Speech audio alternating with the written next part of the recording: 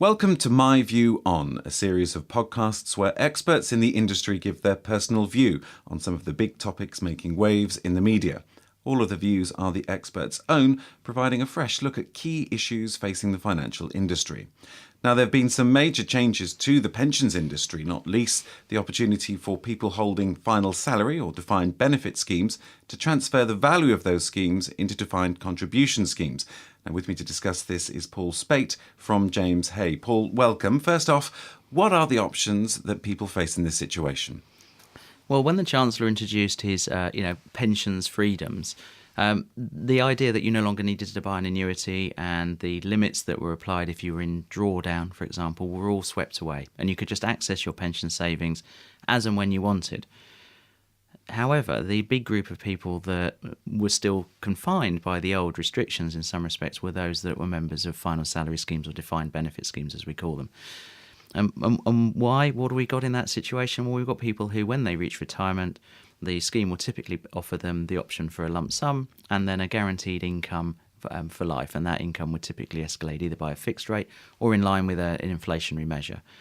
Now, because the rules didn't apply to final salary, you couldn't go to your final salary scheme and say, actually, could I have £100,000, please? I need to pay off my mortgage. People were thinking, well, if I had this money in my personal pension over here, then I could do that. Now, in order to protect consumers from perhaps making irresponsible decisions and driving forward with life-changing decisions in many ways, because you're giving up a guaranteed, in inverted commas, income for the rest of your life, there is a requirement that you must seek advice. You cannot transfer your final salary scheme into your personal pension unless you have seen advice. So, reasons to be cheerful if this means that, more and more people have to engage with advisors. And, the FCA has required an advisor who wants to give advice in this area to be more highly qualified than ever before. And of course, he carries great liability if he recommends that transfer to go ahead. Reasons to be cheerful: people will engage with advisors, and they're going to engage with the very best advisors in the country and specialists in this area. So I take some comfort from that, certainly. As you say there, caution on the part of the advisor as well, because there are no doubt risks. What are the risks of transferring from a, as you say, more gold-plated, safer final salary scheme into a defined contribution scheme? What are the risks there? Well, just observing that Lamborghini had their best sales year ever, where everybody rushed out and bought a Lamborghini on Steve Webb's advice. I'm not sure he actually advised people to do that. The former pensions secretary. The former pensions minister. Whether in other countries where people have no longer required to buy an annuity, so Australia is the often cited example. They've had a review that's been ongoing about their particular system, and they, observing that 1 in 10 75-year-olds are running out of money. So, giving up a guaranteed income in retirement, and I say guaranteed in inverted commas because, schemes might get into difficulty and some benefits might get curtailed, but let's assume guaranteed. Giving that up lightly should not, is something that should be really carefully considered. And advisors will approach a client who comes to them and says, I want to transfer my final salary scheme, with caution, and rightly so. However, if the advice is the right advice, and that individuals, when an advisor looks at their entire circumstances in the round, there are, some potential benefits for being in a money purchase environment, not least of which the ability to take money as and when you choose. And I say when you choose as well, because you can start to draw your money from 55 rather than waiting until the scheme retirement age. Granted, a number of schemes will offer an early retirement option, but certainly won't be as flexible as you can get through a personal pension type of environment or platform or that regime. Now, then you have the other added benefits of, it's difficult because you're talking about death benefits. So it's trying to say to somebody, it's a really good idea, so when you die, you get all these extra benefits. Well, they're dead. They don't really get extra benefits from being dead, do you? But of course, their families But do. Family planning. But family planning is very important to people. The noise around inheritance tax planning, the Chancellor's making, great political headway with changing the rules on inheritance tax planning. It's extremely popular. And so for an individual to be able to leave their pension fund, not just to their spouse, but actually to anyone he nominates at all now, the member can just choose where they'd like to leave their money.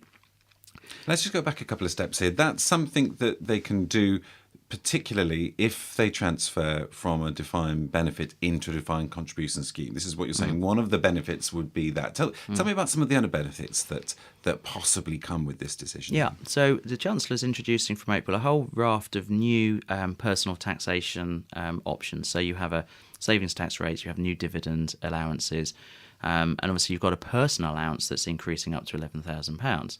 Now, if you're in a final salary scheme, it feels much like the old world when you had to buy an annuity. So you would retire from the scheme, and let's say it was some £15,000 a year. That would get paid to you typically every month on month, and that's going to use up a block of your allowances. Whereas if that money, if you in a money purchase type environment, and you can choose when to draw the money out of the pension scheme, then that perhaps frees up allowances if you've got money in different pots. And the retirement journey for so many people now is not a linear process where you work, you retire, your pension comes on stream. You would save money in lots of different tax pots, in probably a number of different pension schemes. And so when you retire, it probably doesn't happen on one day anymore. It happens on over, could be 20 years as you phase your retirement in, and you want to draw money from different pots. And you'd probably, in conjunction with an advisor, work out the best time to take advantage of your allowances and which pots you would take in which order. All of this, finally, Paul, comes with responsibility, though, doesn't it? Freedom comes with responsibility. And the temptation for many will possibly be, and you referred to the figures from Australia, 1 in 10, that people might transfer their money from a final salary scheme into a defined contribution and then splurge all that money on the Lamborghini that you referenced. How can we stop people from making decisions like that? Because some people inevitably will. Yeah, and I think, for me, the fact that there is this this gatekeeper, which is the advisor, that it has to sit there and say, you have to have advice to do the transfer out. You have to have advice. Now, whether you choose to accept that advice or to ignore that advice, most advisors won't allow you to work on what we call an insistent client basis, i.e. the advisor says, no, you can't transfer, and the client says, no, but I want to transfer. And so people who are going to move through would generally have had what I call positive advice. So they'll have an advisor who's looked at all their circumstances and said, you should do this. Can they stop? Can the pensions industry stop them taking it all out the following day and going and buying a Lamborghini? No, of course we can't. But you would hope that having received that advice, they would probably be best served to take it. Okay, Paul, thank you very much indeed.